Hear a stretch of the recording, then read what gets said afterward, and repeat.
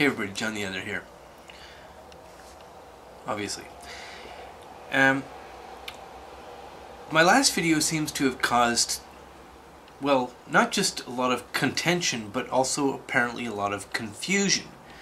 Now, I'm not unfamiliar with people quite strongly disagreeing with me and getting all worked up, but based on the comments thread of my last video called The Men's Rights Movement is Toast, there seems to be quite a few people who don't understand what I'm saying, so I'm going to try to unpack it a little bit to hopefully make what I said there a little bit more clear, or at least approachable.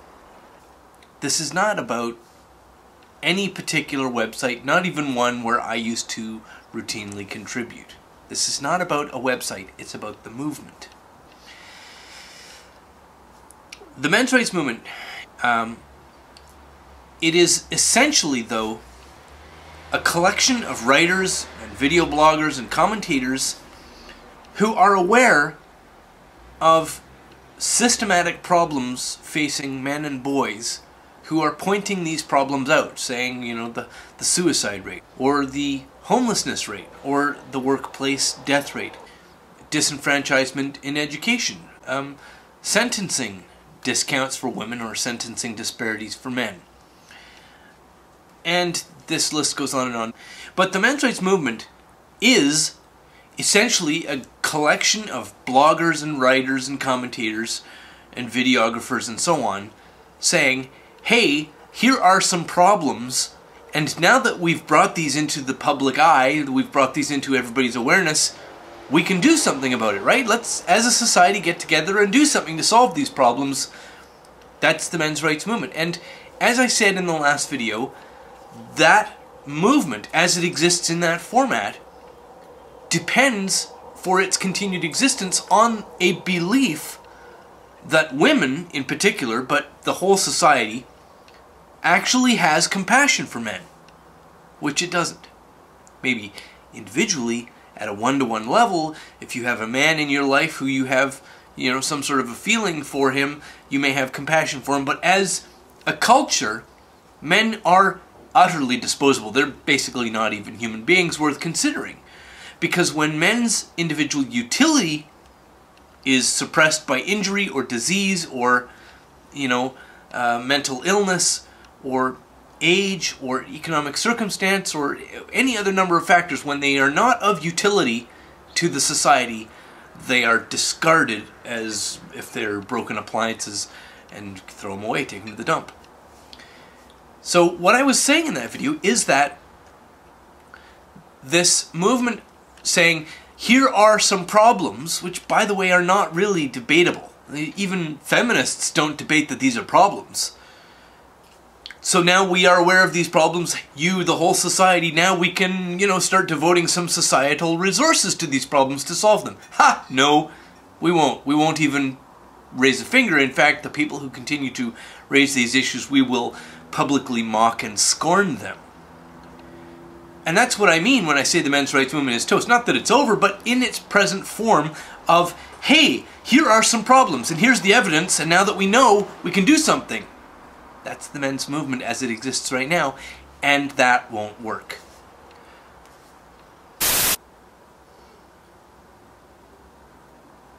You're still here?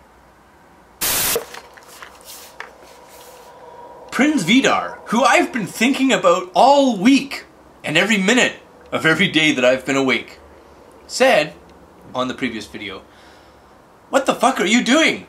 Are you cleaning your house while you talk? Are you walking around? It's really annoying! Also, the fucking music!" Yes, Prince Vidar, while I recorded that, I was in fact walking around in my living room. This living room right here, with this voice recorder in one hand, and this cell phone in the other, because what you were hearing in that video was me having a conversation with somebody. Plebeian says, "You're wrong." He's referring to my statement that Men's Rights Movement is toast. "You're wrong. MRM is growing in leaps and bounds. I'm 50 years old and maybe I haven't been paying attention, but I've never seen this level of participation in my life. It's the feminist movement that's toast. Really? Well, the men's rights movement is certainly growing in popularity, but it's also broadening in the definitions of what it means. For example, a lot of MRM guys saying that you can be MGTOW and married. Well, if that isn't pandering to popularity and abandoning the original message, then I don't know what is. So yes, it's becoming more popular. Is it becoming more effective? That's the question, isn't it? Frank Jeeves actually probably says the most interesting thing. He says, "Are you nuts, John? Explain all the women in the men's rights movement, particularly Erin Pizzey."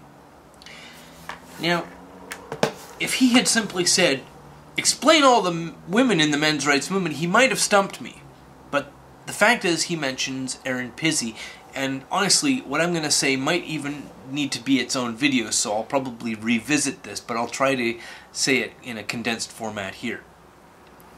Most of the women in the men's rights movement are gynocentric, I'm sorry to say. It's not to say I don't appreciate the effort that they make, but in truth, most of them are, whether they are anti-feminist or not, are still gynocentric. One of my favorites, somebody who I am friends with, I really like her, actually on a show devoted to the topic of MGTOW, devolved the conversation into a discussion of her aunt's pap smear, for fuck's sakes. If that isn't gynocentrism in an unconscious format rearing its head, then I don't know what is. Now, Erin Pizzey is also mentioned. Erin Pizzey is in her 70s. She is far past the age where she's overtly concerned with either chasing or being chased by members of the opposite sex in any kind of a romantic fashion. She, because of the age in life that she's at, has a much clearer vision and probably a much more logical vision. Younger women are gynocentric, and they should be gynocentric because that's what serves them reproductively. Older women are less gynocentric, and as they get older and older, they get less and less gynocentric. They become more and more clear thinking. Every woman over the age of 50 that I know is essentially a men's rights activist, whether they realize it or not. They share the views of the men's rights movement. Some of them even share the views of MGTOW. It's because at the age that they're at the stage in life they're at, they no longer have this biological imperative to capture somebody else's resources. That's the explanation for women in the men's rights movement who are mostly gynocentric, and Erin Pizzey, who, by the way, I have huge admiration for. Thank you for that question. It was an excellent question. Mr. Mental Inertia says, "That music is annoying as hell after 45 seconds. I'm out. That shit isn't necessary." Incidentally, for those who wonder where that super obnoxious and quite boring music clip came from, or why I would be so insane as to layer it on an audio recording that I was making, I just bought a new Mac, and during video production I was clicking around listening to the sample clips, and that was one that I thought was funny, so I put it on. I really hope you enjoy it again today. And, as always, thanks for listening.